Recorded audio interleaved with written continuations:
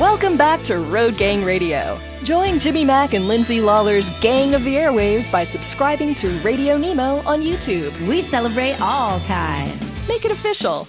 After all, if you're listening, you're already in the gang. The Road Gang.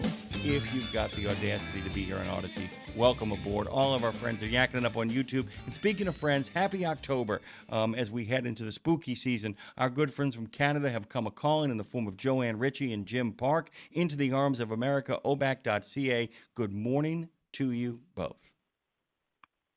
Good morning. Good morning to you. Good morning, Joanne. You there, Jim? Do I got a Park in the house? Did we lose Jim?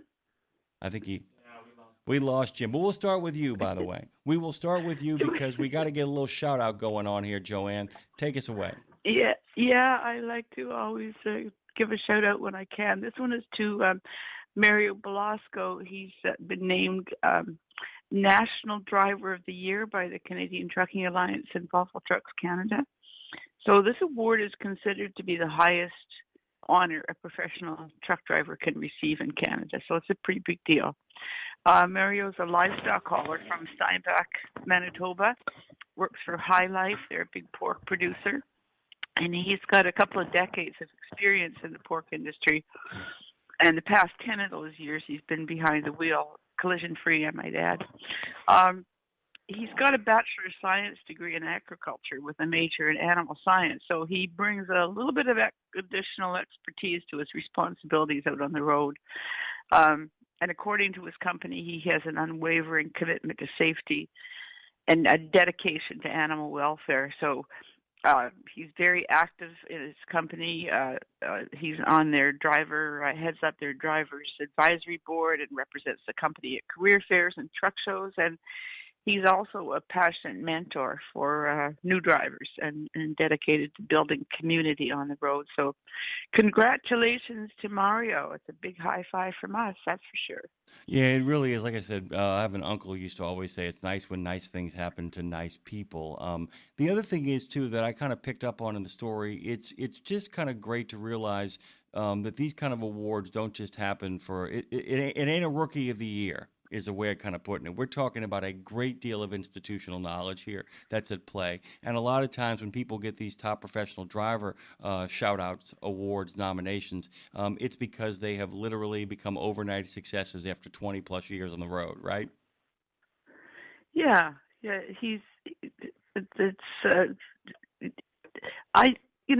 We talk about these awards and some people kind of roll their eyes at them. But because obviously there's there are companies and the others involved, the sponsors and things like that, and some people see that as a kind of a remove from the drivers. But a lot of attention and consideration and thoughtfulness goes into looking at the people that are getting these awards, and I think it's I think it's a pretty big deal. I do, and I think all of those drivers deserve what the award is, the best, the national driver, the highest honor, those kinds of things, and they deserve a shout out from us.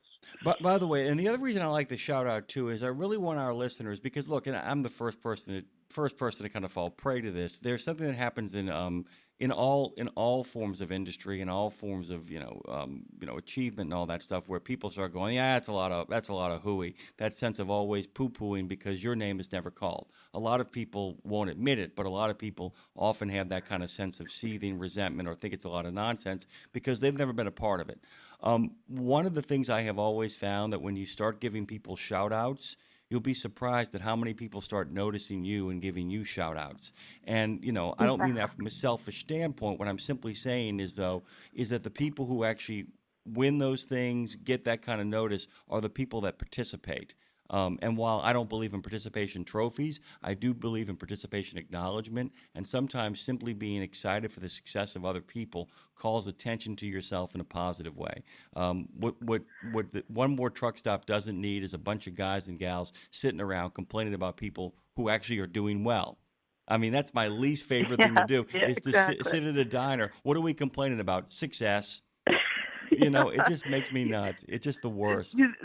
The other thing too, along those lines, in some of the remarks that the company made, and this was on the company did their own kind of little in their news feed, and they were very excited, but they did mention that he's very much a part of a team, and that they value all their drivers.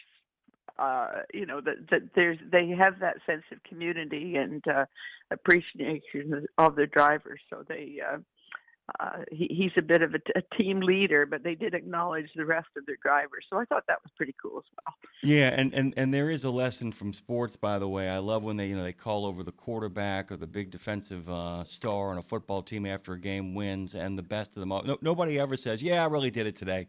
Man, I really won that game for us. Man, I was the guy who really made it happen." I mean, maybe Aaron Rodgers, but not even him, man. He actually doesn't. By the way, his interview in the aftermath of the game in Pittsburgh, in Dublin, his line was, he said, I just had to show up and basically not turn the ball over. He said, these guys won this game for me. And there's a real sense that the people who actually are team players often end up being singled out. The great irony of that. Okay, I'm totally going. This is one of my big. I just love all this kind of stuff. But Jim's got a heads up for drivers operating around Thunder Bay. What is going on? Not Thunder Island, not not the classic 1970s hit, but Thunder Bay. What's happening over there, Jim? Well, they finally got this truck route sorted out. It's controversial routing of trucks through the city of Thunder Bay. It's in effect now. The trucks have to come in all the way along 11 and 17, then make that right turn and keep going on 11 and 17. You can no longer use the Dawson Avenue Route 102 bypass. So today the police are going to be, actually yesterday they started enforcing that. So if you run Thunder Bay, you've got any designs on, getting through town and maybe sneaking down Dawson Road, they're likely going to be waiting on you. The irony is, well, it's kind of sad, but MTO built a huge big inspection station up there on the bypass. And now I'm not sure it's going to see very many trucks because they're all being routed around it. Interesting. Anyway, just heads up, if you're going to Thunder Bay, you're passing through Thunder Bay, stay off Dawson Road, the 102. You got to take 11 and 17 all the way through town and keep going west after you make that tight right turn. Good heads up, by the way. So we've celebrated a few people. We've given people an alternative route to get around Thunder Bay. Let's pivot one more time, because our last story of the morning, as you point out in the notes you sent me, we're going to have to dig into some stuff here, but I want to kind of pivot into Manitoba before we actually get to Truck News' investigative journalism. Joanne, tell us what's happening with Manitoba government. Yeah, Park has taken us. We're into Manitoba now. We've gone through that new truck route in northern Ontario. Anyway, the Manitoba government is installing 20 new digital message boards across the province. These message boards are going to be placed along major routes, including what they call the Provincial Trunk Highway, PTH1, and other heavily traveled locations. So big truck routes as well. And that highway, by the way, this is, I'm an endless source of useless information, right? The PTH1 is the only road that links the province of Manitoba and essentially the rest of Western Canada with the province of Ontario and Eastern Canada. So it's a primary commercial route for all traffic traveling between Canada's largest cities. Anyway, the province is going to be using the latest technology, they say, so you'll be seeing real-time information on weather and road conditions. Pretty important in a province like Manitoba, where weather can shift in literally in minutes. And the signs are also going to display live updates on traffic delays and road closures, detours, weather advisories, that sort of thing. And they're going to be operational in a few weeks, hopefully before the snow comes. They're also installing 19 new cameras along high traffic corridors that will capture road conditions every 15 minutes. And these images are going to be uploaded to Manitoba 511 website and the app. I got to say, though, I'm not a huge fan of the provincial 511 systems, especially the app that you use through, say, Apple CarPlay. I find it more complicated than it needs to be, especially if you're not familiar with the highway numbers and exit numbers around you, but useful nonetheless for trip planning if you're sitting still and can browse the website. So I'll take a digital roadside anytime over fiddling with an app on my phone or trying to talk to an app that won't listen to me. So good on Manitoba, and I'd like to see those message boards everywhere I travel. I'm going to actually add a little something to what you just said because I think you hit the nail on the head. Apps, guys, apps are things that should be activated while you're pre-tripping. They should be activated before you actually turn over and start rolling. I'm in complete agreement with you, Joanne. Apps are marvelous things, and they can really set us up for success. But I use that term advisedly. Set us up for success. Set it up. Do not fiddle with it while you're actually driving on the road. Absolutely. And it sounds so You're simple. right. It sounds so simple, but the idea that I often feel like people often know how to work an app, but really don't understand how to apply an application. That's what makes me so nuts about it, is that there are people who are like, oh, I'm going to reach over and grab my phone and hit my app. And it's like, dude, you're rolling. It's over. If you haven't taken care of what the app has to offer by the time you're rolling, you might not be doing it right. That's kind of my take. Do that first. Yeah. And if you try to talk to them, you can talk. You can use a voice, like Apple CarPlay or something like that. But what frustrates me is they won't listen to me. That app doesn't listen to me when I want to do something and I tell it to do something. It does something.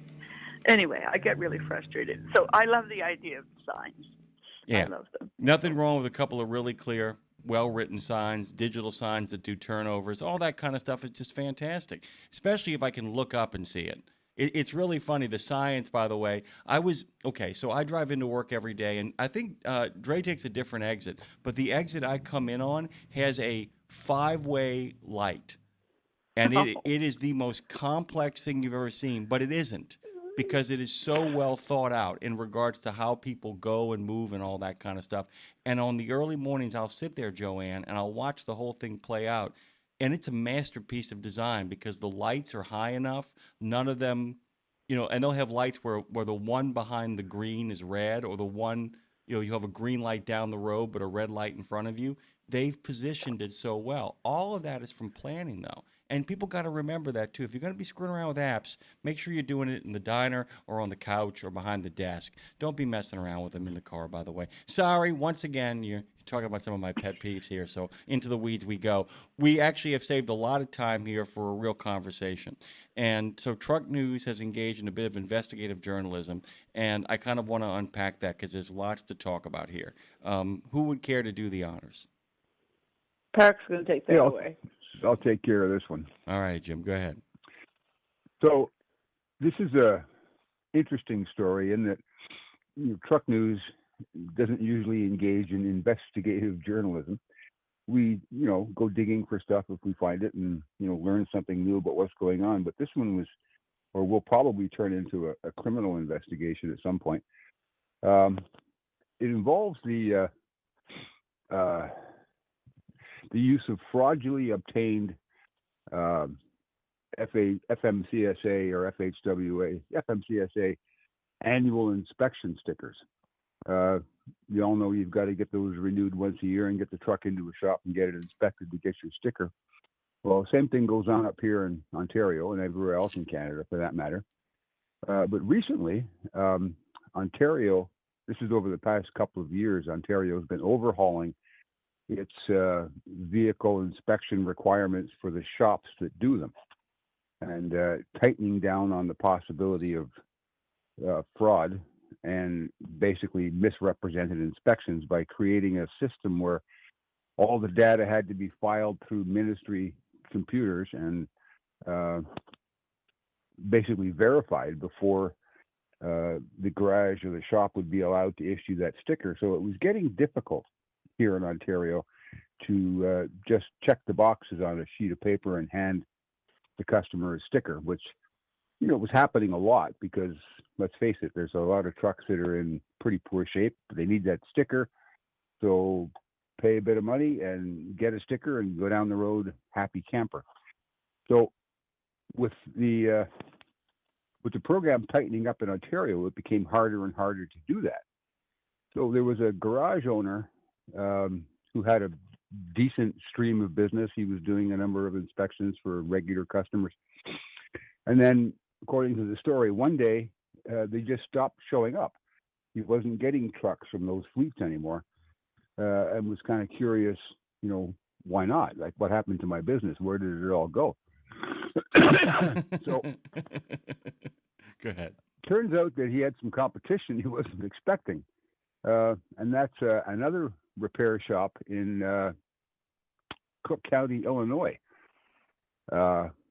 who, through some nefarious network of contacts and connections, had procured a large number of state of Illinois inspection stickers, and was now selling them to these motor carriers based in Mississauga, Ontario, former customers of the guy at the shop I mentioned earlier.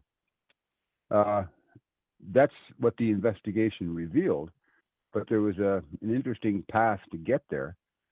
This was all sort of hearsay at one time, but then this other guy, the first shop owner, started seeing his customers' trucks driving around with these state of Illinois inspection stickers on them. Wow. And of course, if you look closely at the sticker, it has the name of the shop that did the inspection. So he made a few inquiries and actually sent someone into Chicago, into Cook County, to find this place, the name of the shop. And sure enough, they had a roaring trade going there, selling these inspection stickers to fleets from Ontario, thus bypassing the motor vehicle inspection scheme that we had put in place here in Ontario to try and prevent this kind of fraud from going on. Pretty interesting stuff. Right now, it's all gone to the ministry. The MTO, our version of the DOT here in Ontario, is investigating. They have all this information. Truck News basically handed them the story, handed them the investigation on a platter. And I expect there'll be charges laid against the carriers who are using these fraudulent stickers. We probably can't reach out to Illinois to try and get to the company that was selling these stickers. But I'm sure OPP and MTO here in Ontario have been in touch with Illinois State Police to look into this and see what's going on there. But it's a really tight, neat little network of companies. How should I put this? Ones that you might expect to be taking these types of shortcuts. And they don't know yet really how widespread the problem was, how many of these actual stickers had been fraudulently applied to Canadian trucks. That's all part of the investigation. I don't know if you went and looked at the story. I did because you're actually answering one of my questions as you kind of dig into this. I did, but go on, please. Well, I was going to say, if you go to the website trucknews.com, have a look at the story. There's a picture at the end that shows the undercarriage of one of the trucks that was involved in this scam, with a deflated airbag and the front axle on a trailer, the front of the two tandem axles, literally bent, cocked 45 degrees out of alignment with the other axle. Yet it's got a brand new, shiny inspection sticker from this company in Chicago, Lake in the Hills, Illinois. That's where it is. Listen, is really quickly, Jim. I want to follow up on this because you actually opened the door for this.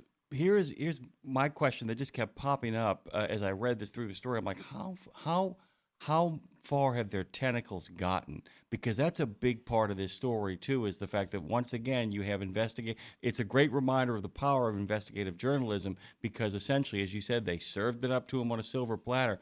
But often when journalists get to something, it means it's something that's gone on so long that people have started to notice, and that the journalists have to go there where governments aren't. So my question is, paint me the two. Can you paint me the two scenarios? If in fact this is just taken root, how easy will it be to kind of weed this out, or is it intrinsic? Has this spread? Do we know the depth of which this is operating at? And if it's widespread, we're talking about a big effort that's going to require international cooperation. People forget that, anytime we do anything together, Canada and America, that's international cooperation. I mean, is that what we're talking about now? Has it gotten that far? Do we know? I don't know because I'm not involved in the investigation, obviously. But when I was speaking with someone on background yesterday at MTO about this, and they were thrilled when this story popped out because literally Truck News handed them the investigation on a platter.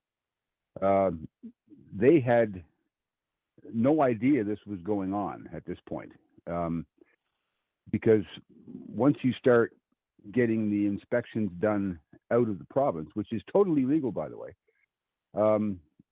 if you are based in Ontario or based in Kansas and you happen to be in Kentucky the day that your inspection sticker expires, it's perfectly legal to get an inspection in another jurisdiction. Nothing wrong with that. In Ontario, the caveat is if you have the truck inspected outside the jurisdiction, you still have to have it inspected again in Ontario to meet the requirements of the new truck inspection rules that they put into place. And this includes emissions testing and a few other things that you have to have done. So you don't completely bypass the inspection by getting it done out of province, but you would have to come back and have it done properly at some point. Go ahead. I'm sorry. I know you. No, go ahead. I was going to ask. I hate to keep kind of doing this, but basically, what's also being insisted on here is that in order for anything like this to work, it can't be people who are just simply inspection shopping. This has to be coordinated because there's only money in this if you get a fleet with enough trucks to make the situation lucrative. Correct? Oh yeah, absolutely. There's money here. A lot of money on the table. Wow. The shop owner who was doing these inspections obviously was suspicious when all of his business dried up. And when he went looking, he found at least 2 truck fleets that were involved in this scheme. They were based in Mississauga, but they had connections to the fleets in Illinois. So if those 2 fleets were doing it, you have to think there's more. And now it's going to be a case of trying to dig and uncover and see who else might be involved in this. But it's not something that would have shown up on the MTO radar screen easily, because these inspections would have been logged as due for that carrier. They have records of that, but they don't proactively go looking through the system to find out who's due for an inspection. If you pull through an inspection site, have a level 1, and your sticker's expired, you'll be ticketed for it. But they don't go looking to see whose stickers expire proactively. So this could have been going on for quite some time, and really it might have been quite some time again until this scheme had been discovered, and probably would have been discovered by an inspector doing an inspection on a truck and finding it to be a piece of junk, and yet having a brand new inspection sticker on it. That would have raised a few eyebrows. Yeah, this is, I mean, and by the way, our good friend Marshall Platter says good morning, Road Gang Radio, but also points out that it sounds an awful lot like the Russian mafia out of Illinois and Chicago as well. We don't know where it's coming from, but I got to tell you, who's ever doing this has the infrastructure. And like I said, the problem with this kind of corruption and this kind of criminality is that it requires organization. So in and of itself, it's a product of organized crime. What that is in particular, neither Jim nor I know. That's not, we're not going to speculate beyond Marshall's speculation. He knows that world a little bit better than we do. Thank you, by the way, Jim, Joanne. It's good to have you both. You got nice weekend plans or anything coming up? You, Joanne? I think I'm going to be getting some of my winter clothes out. Our weather's starting to turn here, so That's what I'm planning. Yeah, I'm going to Dean. have to put socks on. Yeah, Dean Croak had a bit of a nip in the air. And what about yourself, Jim? What you got going on? Usual fall stuff. Kind of be doing some yard work, I guess, raking leaves and getting ready for the onslaught. It's not threatening yet, but like Joanne, it's getting cooler here at night. So maybe it's time to dig out the comforter. I tell you what. Get a night's sleep and not freeze. I tell you what. You ship a little bit of that down here to us, and I won't put a tariff on it. And I will make a point of sending in your direction a little bit warmer bumps as you get to the deep part of winter. Agreed? It's a perfect Agreed. arrangement. Yeah, I'm Agreed. in. Agreed. There we go. Free zone. Everybody out there on the roads, make a commitment to bring some better weather wherever you go. Jim and Joanne always bring sunshine to Canada Calling. Thank you both. Thank you. Catch you in a couple weeks. Talk to you soon. See ya. Bye now.